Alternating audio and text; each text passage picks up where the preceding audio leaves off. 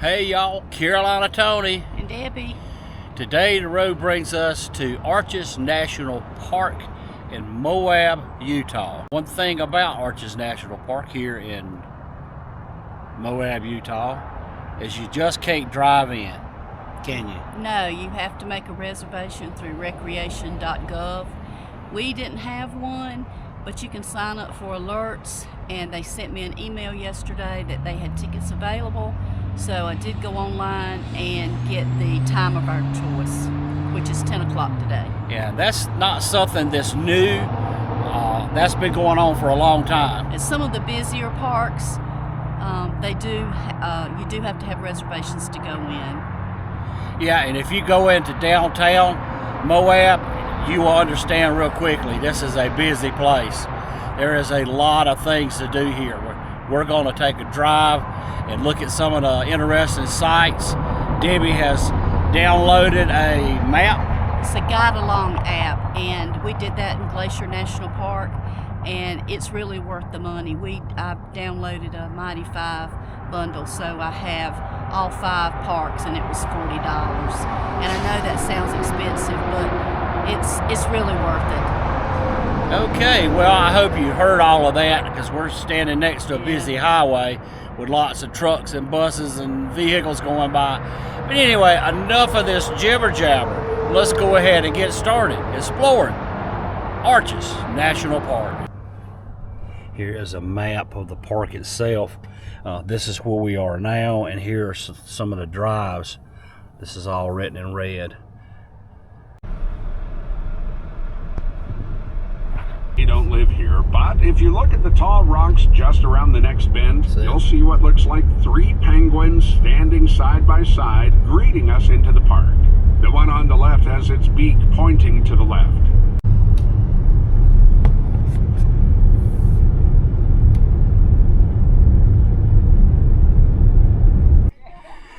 Well, we're having a little bit of technical difficulty with our app that we purchased to navigate this park and tell us some of the stuff that we're looking at. Hopefully here shortly we'll get these glitches worked out. I think we did. This first stop is called the Park Avenue Trail. This is where the Park Avenue Trail begins. It's a 1.8 mile hike. We will not be doing that.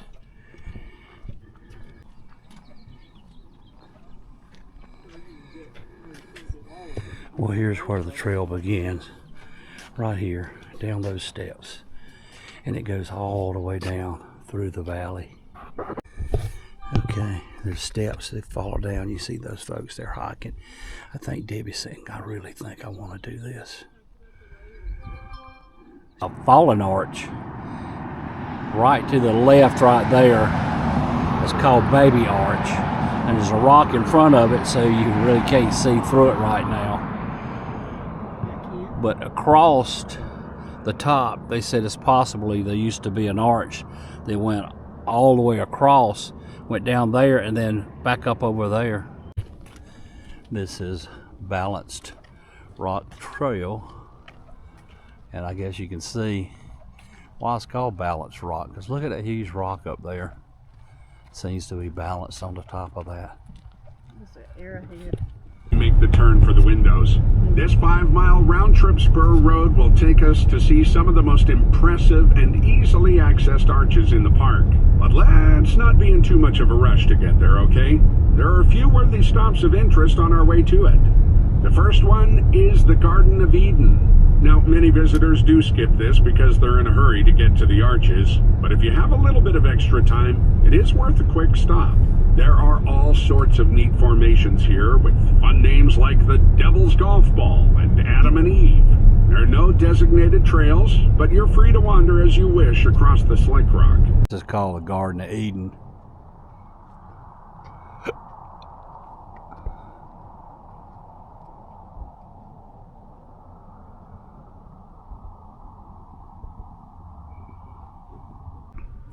This is called Double Arch. You can see the 2 arches, and look over there. Well, Debbie, it looks like we found ourselves on another hike. For the last couple weeks. think maybe we're going to trade, be able to buy you some hiking boots and a backpack. I wouldn't go that far. But every day it gets easier, right? It does. This is fun hiking. The paths are real level. You can kind of ease your way into it. It's like a 30-foot gain. Yeah, Debbie just said a 30-foot gain. But look at these arches. Weather's beautiful. The national park does a good job of letting you know how far the hike is, whether it's difficult, moderate, or easy, and what the elevation gain is, which is, you know, good to know whether you want to do it or not. Yeah, and I think if you have one of those EVs, like a motorized chair, I haven't seen any. haven't seen any, but I believe it would be easy to maneuver on this thing. Oh, that looks like eyes. Yeah. Holy. You know, we found out with rocks, you can kind of do what you do with clouds. You know how you look at clouds and say, that looks like this and that looks like that. Like right there. That, I swear, looks like a man's face. You see his eyes right there, his nose. He's got a little beard, and his chin right there under the beard, and then he's got like a crew cut. I see a dog. Debbie sees a dog.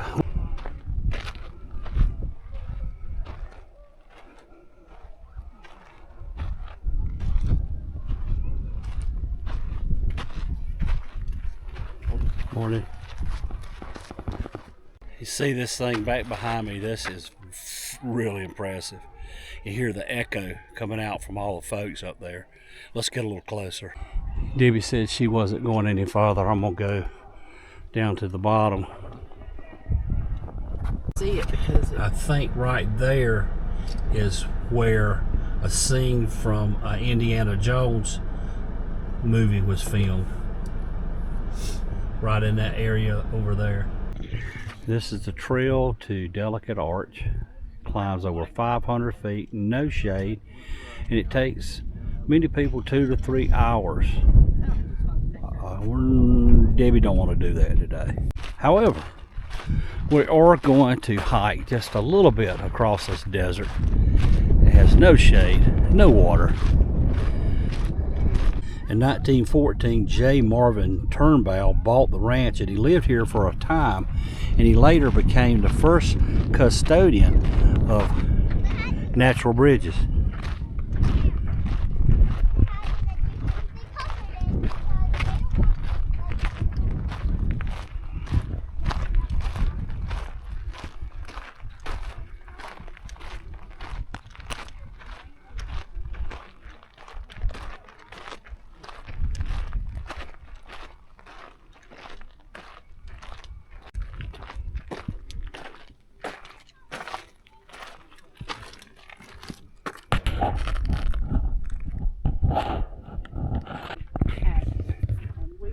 This is called Delicate Arch, and you see it was on the front page of Life magazine. But there it is up there. We are walking to a place called the Fiery Furnace Viewpoint. Now, you can hike to the Fiery Furnace, which they say offers some spectacular sunset views, but you have to have a permit, and it has ranger lead. And this is called Fiery Furnace, and the trails that are ranger lead, you see some of them down there. But they say when the sun sets and shines on these rocks, it just changes.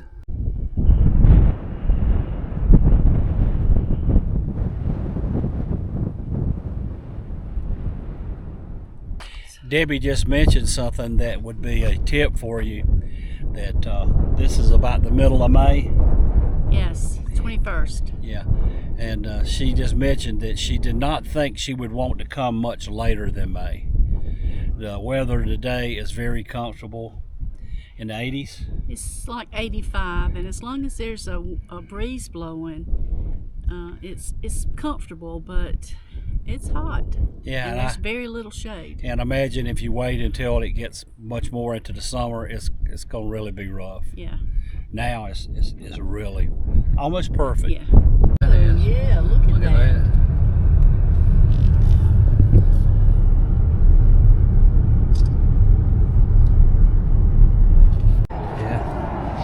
So here's a picture of Skyline Arch before 1940, and look right overhead, it's what it looks like now. We're gonna walk up to it. It is about 2/10 of a mile to hike to Skyline Arch. The trail is a little rougher. You have to actually crawl up some mountains here. This reminds me of canyon singing. Oh shit.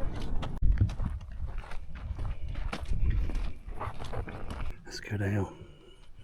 There's people down there. We can go down and go around the corner and get a whole different view of this thing.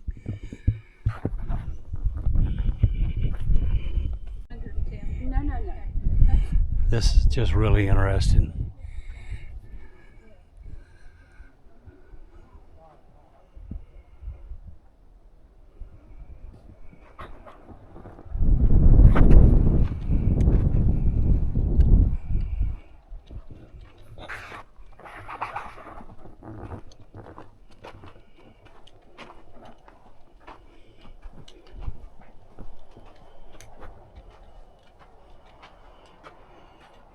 That was a rock that fell out.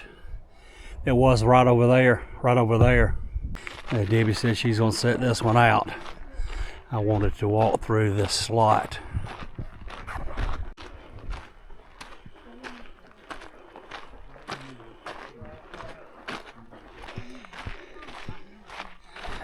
Well, we'll go on just a little ways further. Well, I've come down this trail. They say I have 2 more arches that I can see. It's like 2/10 of a mile, maybe. Do you ever start on a hiking to a particular destination, and it winds up being a little further than you think it was, and sometime during that time you decide, I think I'm gonna go back? Well, today I have thought several times, but I'm glad I didn't. Here's why. It's called Pine Tree Arch. Look at it, it's coming around the corner, getting real close.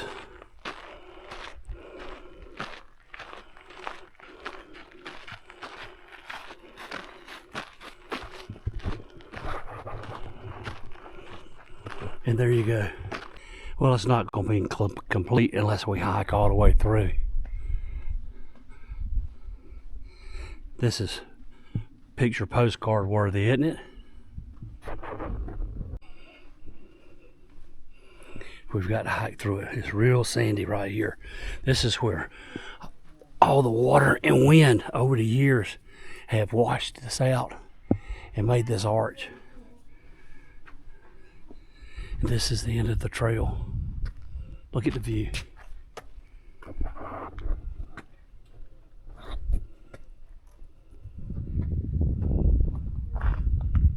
Here's another arch.